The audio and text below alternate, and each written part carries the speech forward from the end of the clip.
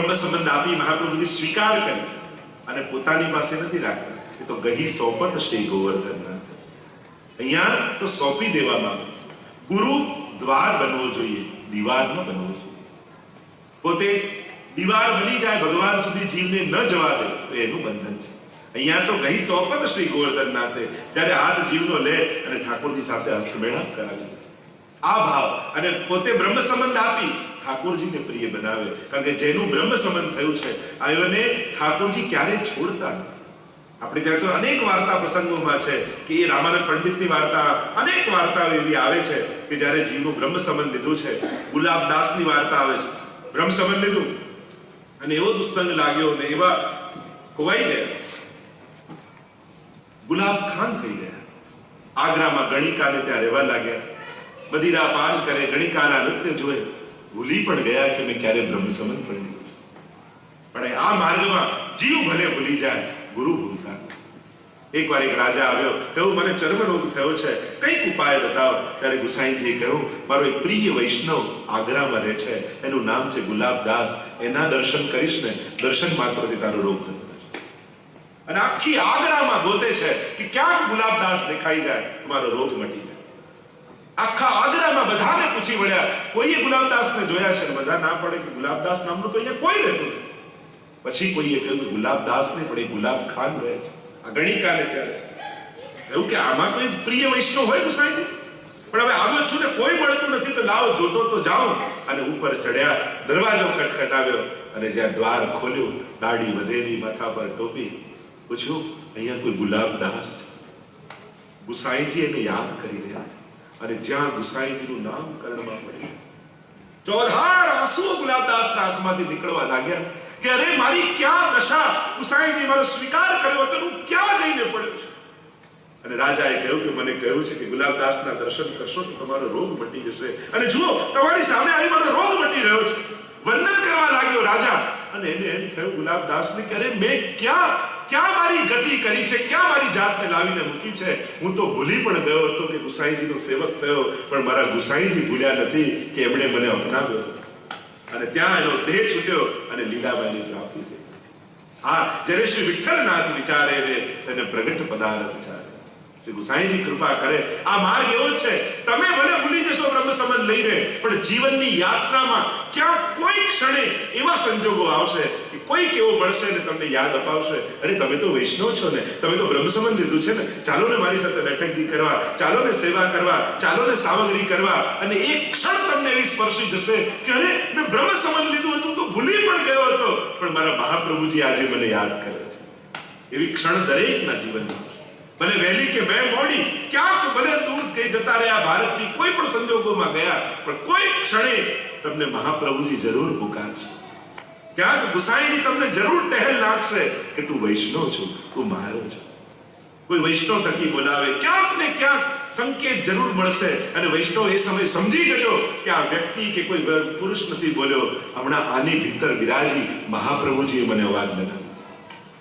જો એ સમજી જશો, જો પ્રભુ તો કેટલી વાર આપણને મળે છે, આપણે ઓળખી શકતા નથી. तुलसी इस संसार में सबसे मिलिए जाए, ना जाने किस रूप में नारायण मिल जाए. એ કયા રૂપે સામે આવે આપણી આંખોની તૈયારી. આ તો આપણે વિચારી રાખીએ કે આવું રૂપ, પેલું કહેતા ને કે એકવાર એક ગામમાં પૂર આવ્યું અને પેલો વૈષ્ણવ રહેતો તો બધા બાજુવાળો બોલાવવા આવ્યો કે ચલો પાણી વધીને ડૂબી જશો. પેલા મને તો ઠાકોરજી લેવા આવે તો જ જાઓ. પાણી વધવા લાગ્યું અને બીજે માળ ચડી ગયો. નાવ લઈને પેલો માણસ આવે, બેસી જાઓ, પાણી વધીને ડૂબી જશો. એના મને ઠાકોરજી લેવા આવે તો જ જાઉં. અગાસી પર ચડી ગયો, હેલિકોપ્ટર વાળા બચાવવા આવ્યા, દોરડું નાખ્યું કે ચલો ચડી જાઓ, પાણી વધીને ડૂબી જશો. લોકો ના મને ઠાકોરજી લેવા આવે તો જાઉં. અને પાણી વધી ગયું, ડૂબી ગયો હોય છે. હવે છેલ્લે સુધી પ્રભુને યાદ કરેલા એટલે લાલ પીળો થઈ ગયો, વૈકુંઠમાં લઈ ગયા કે એકવાર ભગવાન સામે લઈ જાઓ પછી એમની ખબર લઉં છું. છેક સુધી પોકાર કર્યો અને બચાવવા ના આવ્યા. ઠાકોરજી આગળ એને ઉભો કરવામાં આવ્યો, પેલો બૂમા બૂમ કરે કે શું પ્રભુ છેક સુધી આપની રાહ જોઈ, એકે વાર બચાવવા ના આવ્યા. ઠાકોરજી કે એક વાર નહીં 3 વાર આવ્યો. પહેલી વાર પાડોશી બની, બીજી વાર નાવ લઈ, ત્રીજી વાર હેલિકોપ્ટર લઈ, પણ તું મને ઓળખી ન શક્યો એ તારો વાંક. આ તો આપણે વિચાર રાખ્યું કે પિતાંબર ને વેણું ને મુગટ લે અને આમ લાઈટ થાય, મ્યુઝિક વાગે ત્યારે ભગવાન આવે. પ્રભુ પ્રત્યેકની સામે આવીને ઉભો હોય છે. ઘણી વાર કોઈ વ્યક્તિની ભીતર હોય, ક્યારેક એની જીભ પર બેઠો હોય, આપણા માટે કોઈ શબ્દો કહેવાતો હોય, ક્યારેક એનો હાથ લાંબો કર્યો હોય આપણી મદદ માટે, આપણી તૈયારી જોઈએ કે ઓળખી જઈએ કે હમણાં આ હાથ આનો નહીં, ભગવાનનો છે. હમણાં પેલો વ્યક્તિ જે મારા માટે દોડી રહ્યો છે એ દોડતા પગમાં મારા ઠાકોરજી છે. આપણી તૈયારી જોઈએ. એ તો આવતો જ હોય છે સામે, અને એને દેખાવાની આદત નથી એટલે આપણને એમ થાય કે નથી, પણ એ કેટલી રૂપે આપણી સામે હોય છે. સત્સંગ જ્યારે માણસ કરે ને ત્યારે એ સમજણ અને આંખો એને મળે કે સામે આવેલા ભગવાનને ઓળખી શકે. આ સત્સંગ એટલે તો અજ્ઞાન તિમિરાંધસ્ય જ્ઞાનાંજન શલાકયા. આ જ્ઞાનનું અંજન શું છે કે તમે તમારી આંખે ભગવાનને ઓળખી જાઓ. એ જ્ઞાનનું અંજન ગુરુ આંજે છે. એ આંજે પછી દેખાવા લાગે કે હવે તો મારો ઠાકોરજી જીત દેખું તે શ્યામમયી હૈ, શ્યામ યમુના, શ્યામ ગોવર્ધન, શ્યામ ગગન ગન ઘટા થઈ હૈ. પછી તો ગોપીઓની જેમ થાય, જ્યાં જોઉં ત્યાં મને ઠાકોરજી દેખાય. એના વર્ણાદી રૂપ મારી આંખે અંજાય, જ્યાં જોઉં ત્યાં મને સુધી દેખાય.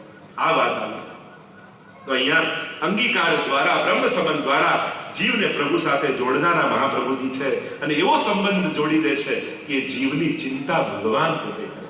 જો આપણે એટલે જ મર્યાદા ભક્તિ અને પુષ્ટિ ભક્તિનો ભેદ એ બતાવ્યો કે અહીંયા જીવ ભગવાનનો હાથ નથી પકડતો, ભગવાન જીવનો હાથ પકડે.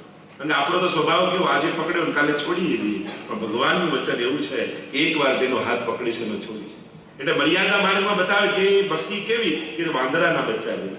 વાંદરાનું બચ્ચું હોય ને એના માને પેટ સાથે ચોટેલું, અને વાંદરું એક ડાળથી બીજે ડાળ, એક મકાનથી બીજે મકાન કૂદે, પણ ચિંતા બચ્ચાને રહે, કારણ કે એને પકડ્યું છે, માને નથી.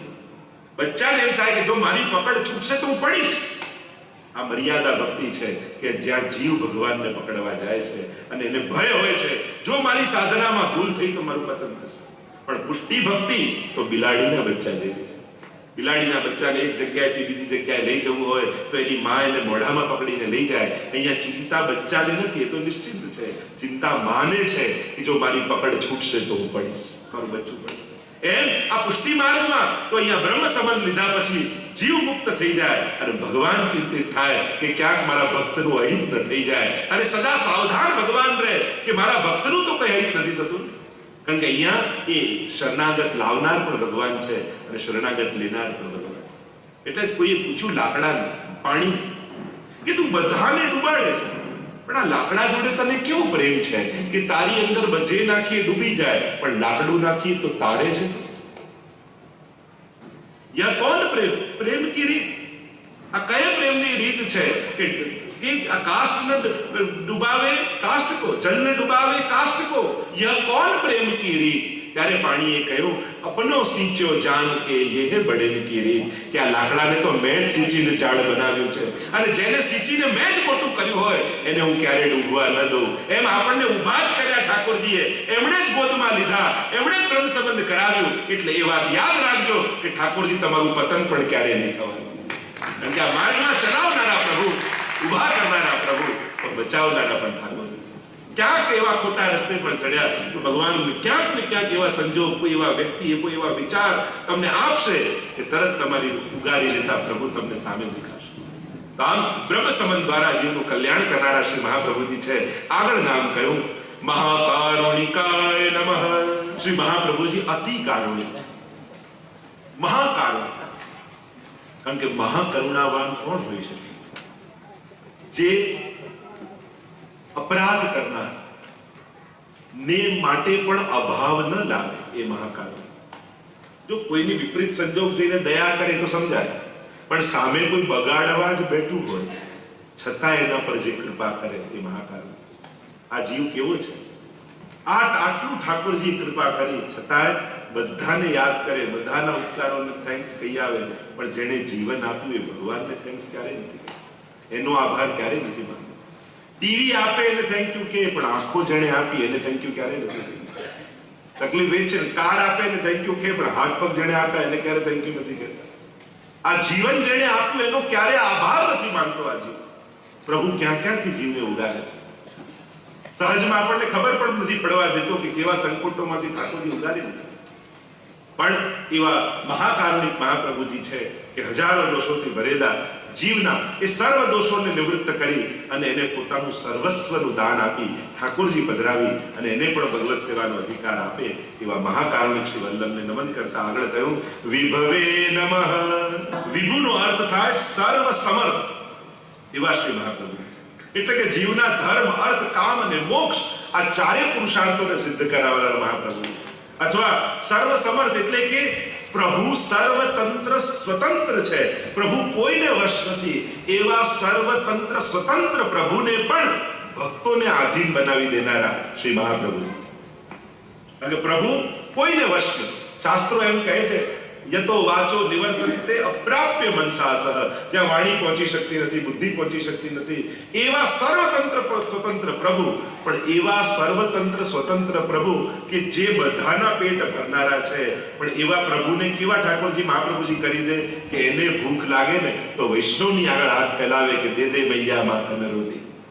એવા પરાધીન બનાવી દેનારા શ્રી મહાપ્રભુજી એટલે વિભુ કયા કે આપ તો સર્વ સમર્થ છે. મહાપ્રભુજી એવી કૃપા કરી કે જે બધાને જગાડનારો એને વૈષ્ણવ જગાડે, જે બધાને સુડાવનારો એને વૈષ્ણવ સુડાવે, જે બધાને જમાડનારો એને વૈષ્ણવ જમાડે. એવા પરાધીન કરનારા સર્વતંત્ર સ્વતંત્ર પ્રભુને કેવા પરાધીન બનાવ્યું હોય. જો આખી દુનિયા સુખ માંગવા માટે ભગવાન પાસે જાય, પણ ભગવાનને સુખ જોઈતું હોય તે મહાપ્રભુજીના સેવકના ઘરે કે મને સુખ કોણ આપે? કારણ કે આખી દુનિયા તો મારી પાસે માંગવા આવે છે, હું કોની પાસે માંગવા જાઉં? મારા સુખનો વિચાર કરે હું કોણ? ત્યારે ઠાકોરજી મહાપ્રભુજીના વૈષ્ણવ પાસે આવે કે આ મહાપ્રભુજીનો વૈષ્ણવ છે ને એ મારી પાસે માંગનારો નથી, મને પણ આપનારો છે. આપણે ત્યાં તો ઠાકોરજી પાસે જઈએ તો શું માંગીશ એ વિચાર સાથે ન જઈએ, ઠાકોરજીને આજે હું શું આપીશ એ વિચારીને. સુદામા આટલા નિષ્કંચન હતા, છતાંય ભગવાન પાસે જવાની વાત આવી તો એમની પત્નીને કહે છે કે પ્રભુને હું જઈને શું આપીશ. એમણે બેસીને લિસ્ટ નથી બનાવ્યું કે શું શું માંગીશ. આવી નિષ્કંચનતામાં પણ જે વિચાર કરે એને જ ભગવાન સોનાના મહેલો બાંધી નાખતો. એટલે પ્રભુ તો રાજાધિરાજ છે અને રાજાના મહેલમાં કોઈ ભિખારીને પ્રવેશ ન મળે, ત્યાં તો રાજા બનીને જવાય. પુષ્ટિ માર્ગમાં મહાપ્રભુજી ભક્તને એટલો મોટો બનાવે છે કે અહીંયા ભક્ત ભગવાન પાસે નથી માંગતો, પણ ભગવાન ભક્ત પાસે માંગનાર થઈ જાય. એવા સર્વ સમર્થ બનાવનારા શ્રી મહાપ્રભુજી છે. એટલે મહાપ્રભુજીનું નામ આપ્યું વિભવે નમઃ. આપ વિભુ છો, સર્વ સમર્થ છો. કારણ કે પ્રભુને પણ જે પરાધીન બનાવી દે એનાથી મોટો સમર્થ બીજો કોણ હોય છે? આગળ નામ કહેતા સુંદર નામ આપતા ગુસાઈજી પ્રભુ ચરણે કહ્યું અદેય દાન દક્ષાય નમઃ. કોઈ ન આપી શકે એવું અદેય દાન આપવામાં સમર્થ શ્રી મહાપ્રભુ. અને એવું દાન કયું છે તો કે આપણા પુષ્ટાવેલા ઠાકોર છે, આપણા પૂર્ણ પુરુષોત્તમ. જો બધા પ્રભુનું કોઈ ઐશ્વર્ય, વીર્ય, યશ્રી, જ્ઞાન, વૈરાગ્ય, સામર્થ્યથી મળે, દુનિયામાં આપવા લાયક ઘણી વસ્તુઓ છે, પણ બધા ભગવાન પાસે લઈને આવે. સ્વયં ગીતાજીમાં તો ભગવાન કહે છે ને કે જે દેવતાઓ પાસે પણ માંગે છે એ દેવતાઓ પણ મારી પાસે લઈને આવે. ગીતાજી વાંચો તો સ્પષ્ટ મળે. પણ મહાપ્રભુજી તો સ્વયં ભગવાન. એટલે વૈષ્ણવ છે ને એને ભગવાનથી કઈ નથી જોઈતું, એને તો ભગવાન જોઈએ. मैं अगर मांगू तुझसे तू न देना कुछ मुझको वरना आशिक नहीं मजदूर कहलाऊंगा. થોડું કરીને માંગી લે. એક વસ્તુ યાદ રાખજો, ઠાકોરજી પાસે ક્યારે પણ પોતાની કરેલી સેવા, પોતાનું લીધેલું ભગવદ નામ, પોતાના કરેલા પુણ્યો ભગવાનને ક્યારે ગણાવતા નહીં. કારણ કે સેવા એ આપણે કરેલો ભગવાન પર ઉપકાર નથી, પણ ભગવાનને ઉપકાર કરીને આપેલો એક અવસર છે. એટલે પ્રભુને ક્યારે છે આટલું આટલું મારા માટે કર્યું ઠાકોરજી, તો મેં તને કહ્યું કે કર મારા માટે.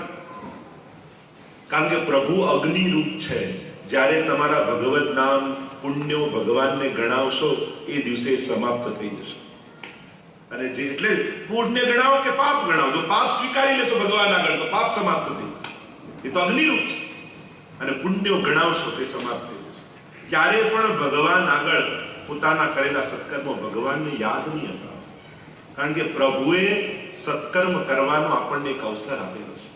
જો આપણે તેમ કહેવાય ને કે અહીંયા બધું ભેગું કરેલું બધું મૂકીને જ જવાનું છે, કોણ પાછું સાથે લઈ જવાનું છે એમ કહીએ ને, અને તમને લાગે જ સાચી વાત છે, અહીંયાથી પાછો બીજા જન્મમાં લઈ જવાનું કોઈ વ્યવસ્થા નથી. તમે માનો છો? મારી પાસે ઉપાય છે લઈ જવાનો. બોલો, જો સાંભળવું છે, અહીંયા ભેગું કરેલું બધું સુખ તમને પાછું મળે. લોકો ભલે તમે અત્યાર સુધી કથામાં સાંભળ્યું હોય કે બધું મૂકીને જવાનું, ક્યાં લઈ જવાય છે. ઘણા લોકો એમ છોકરાઓને કહેતા તમારા માટે આટલું આટલું મૂકીએ, તો પેલો કે લઈ જાવ ભેગા લઈ જવાતું. આ તો લઈ જવાની વ્યવસ્થા નથી, એટલે ઉપકાર બતાવીએ કે આટલું આટલું તમારા માટે મૂકી દઈશ. લઈ જવાનો એક જ રસ્તો છે, તમારા સુખને પુણ્યમાં કન્વર્ટ કરી દો, તો એ આવતા જન્મમાં પણ સુખ આપશે. વિસ્તારથી સમજાવો, આ વાત બહુ સમજજો, ધ્યાન. સુખ ભેગું કર્યું, ધન કમાયું, વ્યવસ્થા કમાઈ, બધું કમાયું, પણ એ ધનને પુણ્યમાં, જેમ તમારે અહીંયાથી ઇન્ડિયા જવું એટલે તો શું કરો, ડોલરમાંથી રૂપિયા કન્વર્ટ કરો ને એટલે ત્યાં વાપરવા કામ લાગે. એમ તમારે આ ભેગું કરેલું સુખ અને મૂકીને જાઓ, એના માટે કોઈ ધર્મ ગ્રંથમાં લખ્યું નથી. જે ભેગું કરી મૂકીને ગયા એ બધું તો આપણા દીકરાના નસીબ. અને અહીંયાના તો છોકરાઓ એટલા પ્રેક્ટિકલ હોય, મમ્મી પપ્પાને કહેતા તમે તમારું વાપરો ને અમે અમારું કમાઈ લઈશું. વેસ્ટર્ન કન્ટ્રીમાં તો છોકરાઓને મા બાપનું ધન નથી જોઈતું, પણ આપણી પેલી ઇન્ડિયન મેન્ટાલિટી હોય ને, દીકરા માટે ને એના દીકરા માટે ને એના માટે, જો દીકરો સારો હશે તો કમાઈ જ લેવાનો છે, અને ખરાબ હશે તો ઉડાડી જ દેવાનો છે, એના કરતા તમારું કરી દો. લોકોમાં પાછળની વ્યવસ્થા કરીએ, મારા ગયા પછી આમ કરજે, જાતે જ કરી દો, પછી શા માટે મૂકી ગયા? લોકો ગયા પછી બહુ વ્યવસ્થા કરે, મારા ગયા પછી કથા કરજે, ગયા પછી આ દાન. શા માટે? જે તમારે કરવા ઈચ્છો છો તમારા હાથે કરી જાઓ, તમે જોઈને જાઓ ને, એ આનંદ લઈને જાઓ ને. હવે મૂકીને જવાની શું જરૂર છે કે આ ટેન્શન સાથે શરીર છોડવું કે આ કરશે કે નહીં, પછી શંકા તો હોય જ મનમાં. પણ શા માટે? જે કરવું છે જાતે કરીને કેમ ન જઈએ? તો તમારા સુખને પુણ્યમાં કન્વર્ટ કરો. તમે મૂકી ગયા એ કોઈ કર્મના સિદ્ધાંતમાં નથી. તમારું કેટલું છે જે તમે વાપર્યું છે. તો ભોગમાં વાપર્યું એ બંધન, એને સત્કર્મો કરી તમે કન્વર્ટ કર્યું સુખને પુણ્યમાં. અને એક વાત યાદ રાખજો, અંધારી કોઠડીમાં પણ જઈને સંતાઈ જશો ને, તમારા ભેગા કરેલા પુણ્યો તમને સુખ આપ્યા વગર પાછા નથી વળવાના. એ તમારો પીછો કરશે. જેમ પાપ પીછો કરે છે એમ પુણ્ય પણ પીછો કરે.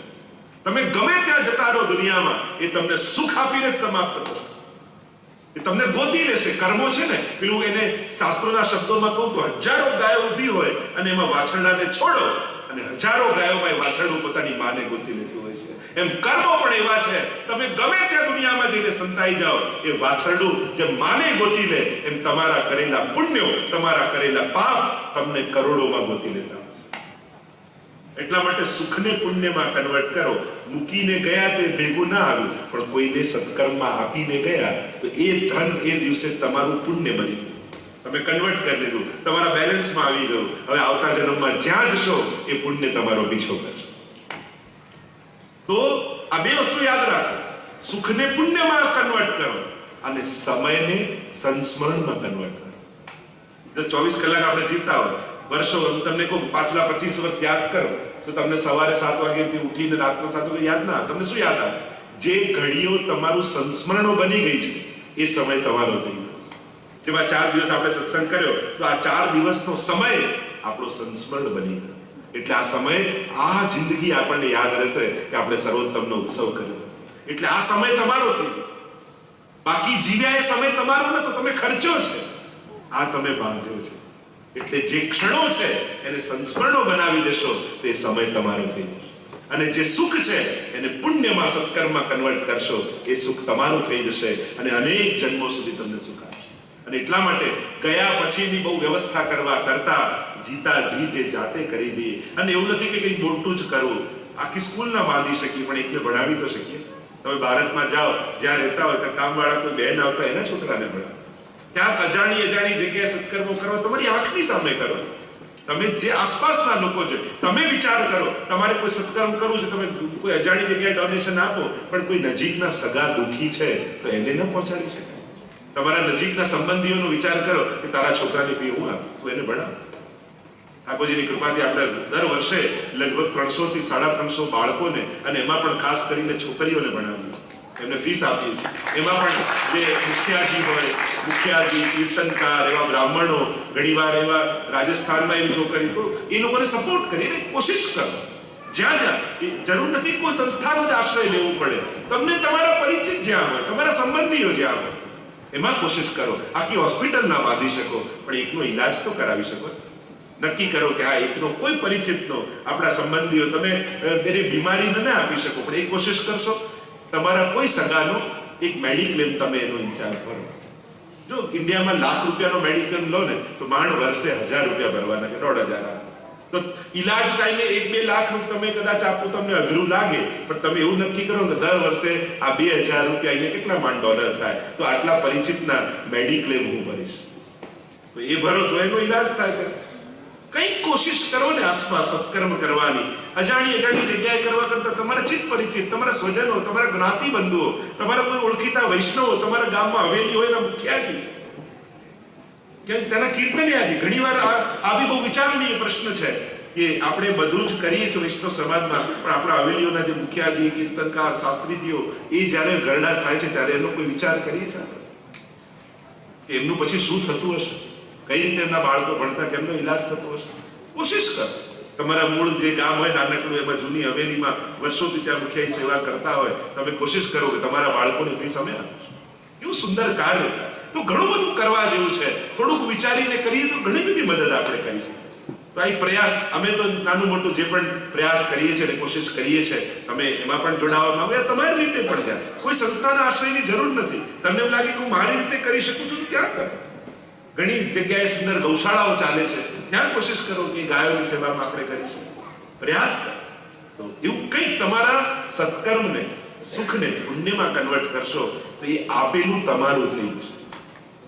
જે છે તમારું, અને મૂકી ગયા એ નથી તમારું, એ તો પછી જે ભોગવે એના ભાગ્યનું છે. દાન, ભોગ અને નાશ, આ 3 જ ગતિ છે. તો પ્રયાસ કરી.